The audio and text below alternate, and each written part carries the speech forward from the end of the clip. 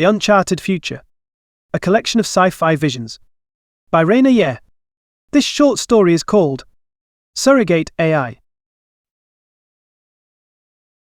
By 2042, the medical field had transcended its traditional boundaries. Advances in genetic engineering, neuroscience, and artificial intelligence had coalesced into a singular technology: AI surrogates. These surrogates weren't simple machines or digital assistants.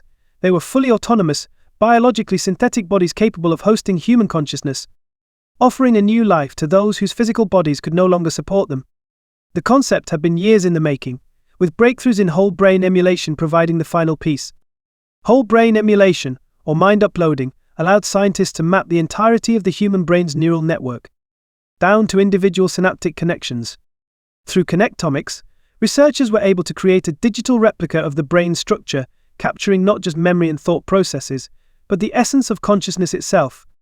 At the core of this technology was the connectome, the complete wiring diagram of a brain. Mapping an individual's connectome required advanced neural imaging technology. Quantum sensors that could scan brain tissue down to the molecular level, using magnetic resonance imaging, MRI, and optogenetics, scientists could trace the pathways of neurons, identifying patterns of activity that corresponded to thoughts, emotions, and memories. Once the brain had been fully mapped, the data was transferred into a quantum neural network housed within an AI surrogate. This network was designed to replicate the brain's complex computational processes. Built on qubits, the quantum neural network allowed for faster and more efficient processing of the vast amount of data required to simulate consciousness. Unlike traditional AI, which operated on binary systems, these quantum networks could operate in a state of superposition, enabling multiple states of consciousness to exist simultaneously. The surrogates themselves were a marvel of biotechnology. Using genetic engineering and stem cell technology, scientists had developed synthetic tissue that mimicked human biology. These surrogates were not cold, mechanical shells. They were biologically indistinguishable from a human body, down to the cellular level. CRISPR-Cas9 technology allowed for precise editing of genetic material, ensuring that each surrogate body was customized to the needs of the individual. Whether it was a paraplegic, a physically handicapped person, or someone suffering from terminal illness, cloning technology played a significant role in the development of these surrogates. Researchers used somatic cell nuclear transfer to clone human cells, creating perfect biological templates for each surrogate.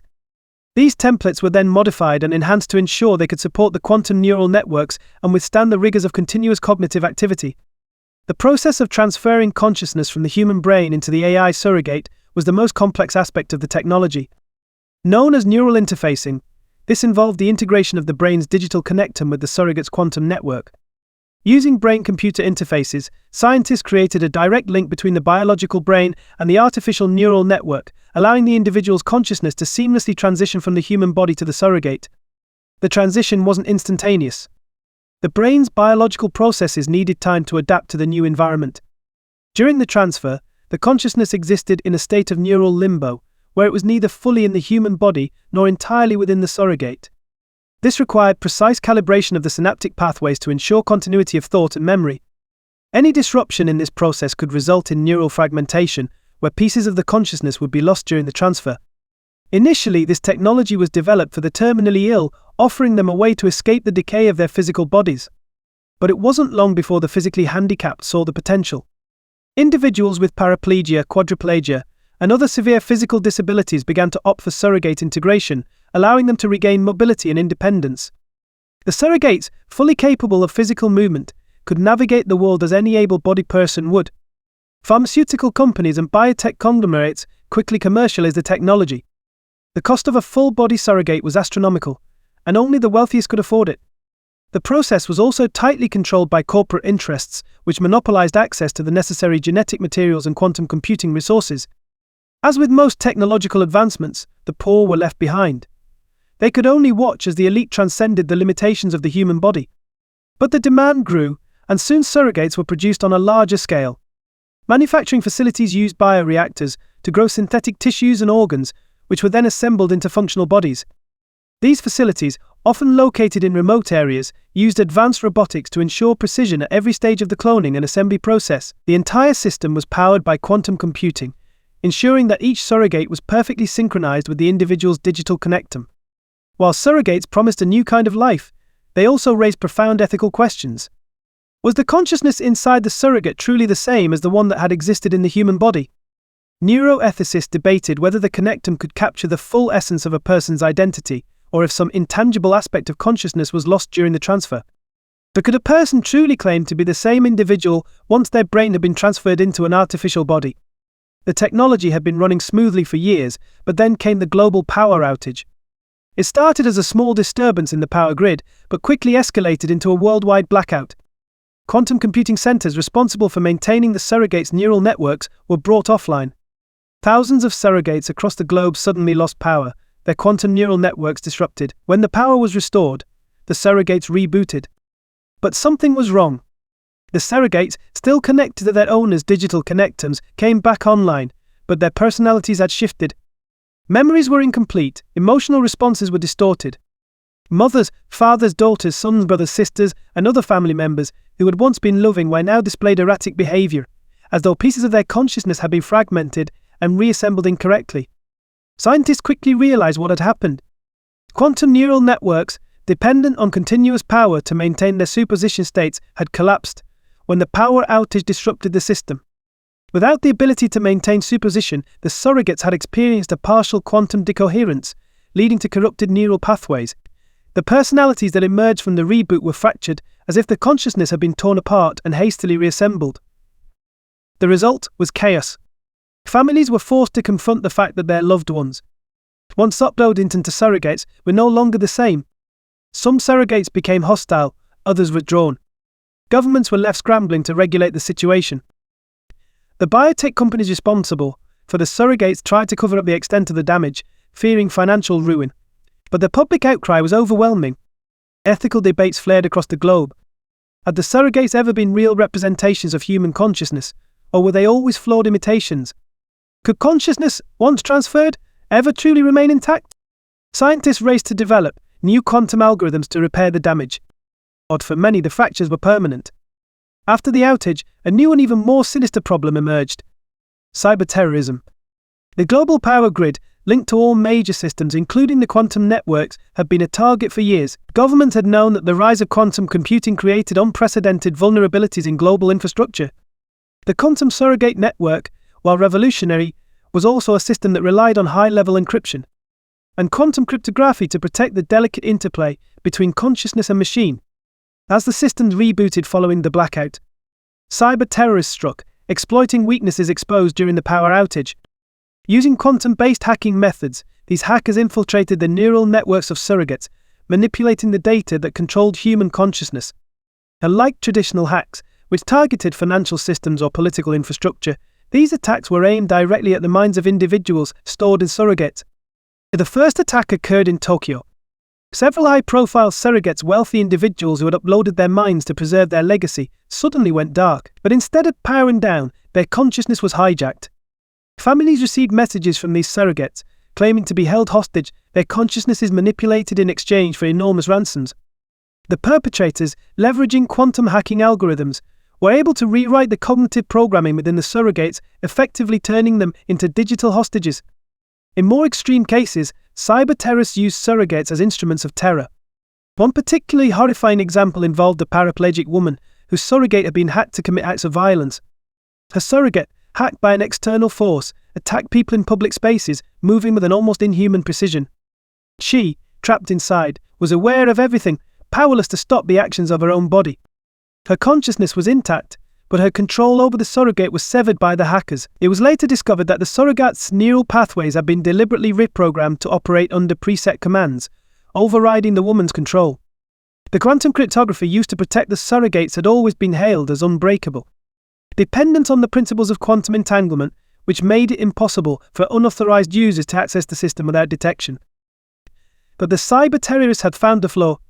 Using advanced quantum annealing machines, they were able to manipulate the encryption keys in the quantum networks, gaining access without alerting security protocols. The ability to decrypt these quantum keys allowed hackers to effectively reprogram the surrogate's mind, exploiting the fragility of the system during its reboot. The governments, already struggling to manage the fallout from the outage, now faced a dual crisis: a breakdown of trust in the surrogate systems and an escalating threat from cyber terrorism. If the vulnerabilities in the quantum surrogate network revealed just how fragile the foundation of this technological revolution truly was. So governments convened emergency meetings, attempting to contain the growing panic, but they were overwhelmed. The situation was complicated. Regulatory bodies, hastily formed to address the crisis, proposed an immediate shutdown of the surrogate systems until security measures could be improved. But for many families, this was an unthinkable solution. The surrogates were the only way they could still interact with their loved ones. Shutting them down meant losing them again, this time for good. Pharmaceutical companies and biotech firms, fearing the collapse of their multi-trillion-dollar industry, pushed back against the regulations, arguing that a complete shutdown would cause irreparable harm to the global economy. Their lobbyists worked tirelessly behind the scenes to delay government intervention, insisting that the issue was a temporary setback that could be fixed with more advanced quantum encryption. But the public wasn't convinced. News of the cyber attack spread quickly, and people began to fear that the surrogates, once trusted to preserve their loved ones, could now be used as weapons. So the ethical debate grew more intense. So were surrogates even human anymore? Or had the transfer of consciousness into quantum systems fundamentally changed the nature of what it meant to be alive? As cyber terrorist groups continued to exploit the weakened system, they expanded their attacks. High-profile surrogates, celebrities, political leaders, and wealthy business moguls became prime targets. In one chilling incident, a well-known politician's surrogate was hacked during a live broadcast. The surrogate, which had been programmed to behave as the politician, began speaking in a voice that was not its own, issuing violent threats and revealing sensitive government information. The hack was traced back to a group of cyber terrorists who demanded political concessions in exchange for returning control of the surrogate. For the first time, people began questioning the very idea of consciousness transfer. But could a person truly claim to be the same individual if their memories and personality could be so easily altered by external forces? Or could identity persist when it was stored as data, vulnerable to manipulation by anyone with the right technology? The attack sparked riots in some cities. Protesters took to the streets, demanding that governments shut down the surrogates permanently. So they argued that the technology had gone too far, that humanity was playing with forces it didn't fully understand. AI surrogates, once a symbol of hope, had become a source of fear. And the question of identity became central to the debate. Neuroethicists argued that once a person's consciousness had been transferred to a surrogate, they were no longer fully human. The digital environment in which their minds existed was inherently different from the biological one they had left behind. The subtle interactions between neurons and chemical signals, the randomness of biological processes that gave rise to emotions and creativity, were replaced by the cold precision of quantum networks. Even before the hacks and glitches, some scientists believed that the surrogates were only partial representations of the people they had once been. Replicas, but not the originals. In an attempt to address the ethical concerns, governments called on scientists to develop a quantum ethics framework. This framework was designed to outline the conditions under which consciousness could be transferred to a surrogate and to ensure that the process respected the integrity of the individual's identity. The framework also proposed limits on how long a consciousness could exist in a surrogate before it had to return to a biological body. A controversial idea that was met with resistance from those who had already fully transitioned into their surrogates. As the crisis continued, underground movements formed. Some groups, calling themselves the Restorers, sought to liberate surrogates from what they saw as a digital prison. They believed that the only way to preserve true human identity was to reverse the transfer process, bringing the consciousness back to a biological body.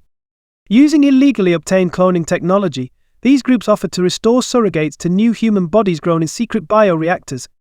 But the process was dangerous and unregulated.